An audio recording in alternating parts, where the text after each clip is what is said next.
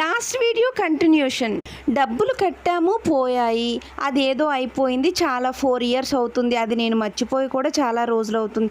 నాకు ఇప్పటికీ కూడా బాధ పెట్టే విషయం ఏంటంటే, మేము అప్పుడు చేసిన తప్పు వల్ల ఇప్పటికీ కూడా మేము బాధపడుతున్నాము. మేము బాధపడినా పర్వాలేదు, మా వల్ల మేము చేసిన తప్పు వల్ల మా పిల్లలు సఫర్ అవుతున్నారు. అది నన్ను బాధ పెట్టే విషయం అన్నమాట.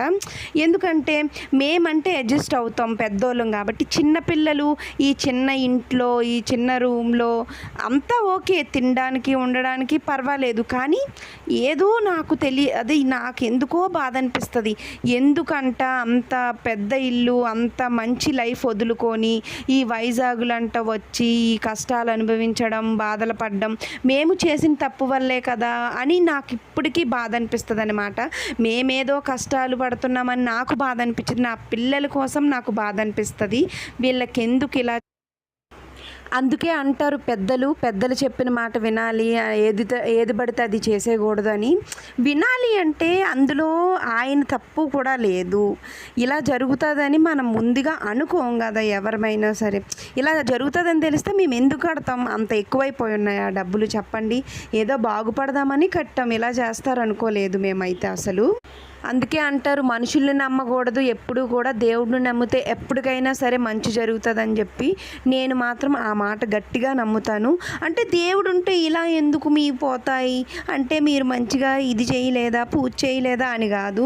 ఎలా జరగాలని ఉంటే అలా కిందటి జన్మలో ఎప్పుడైనా ఎవరికైనా బాకీ ఉన్నామేమో, అలా పోయే అడుక్కున్న వాళ్ళకో వేసేసామని అనుకుంటాం. అది పెద్ద విషయం కాదు. దానివల్ల పిల్లలు సఫర్ అవుతున్నారనే నా బాధ తప్ప ఇంకంతకు మించి ఏం లేదు. ఆ దేవుడి దయ వల్ల ఇప్పుడు అప్పులన్నీ తీర్చేసాం మేము. ఇప్పుడైతే హ్యాపీగా ఉన్నాం, ఏమీ లేవు. మంచిగా ఇల్లు కూడా చూసుకుంటున్నాం. ఏదైనా మంచి ఇంటికి వెళ్దామని చెప్పి వెతుకుతున్నాం. అదన్నమాట. అక్కడ అనకాపల్లిలో నూకాలమ్మ తల్లి పూజ చేస్తారు, మాకు ఫుల్ ఫేమస్ అనమాట మా వైజాగ్లో. దానికోసమని అన్నీ ఓరిమది పెడతామన్నమాట. దేవుడి దగ్గర అన్నం, మట్టు అవన్నీ వేసి ఆవిడకి ఉపవారం అని చెప్పి, అందుకోసం అన్నీ ప్రిపరేషన్ చేసుకుంటున్నాను నేను. అందుకోసం ఫుల్గా అవన్నీ తెచ్చుకొని పూజ చేద్దామని చెప్పి ఫుల్గా అవన్నీ చేస్తున్నాను అనమాట.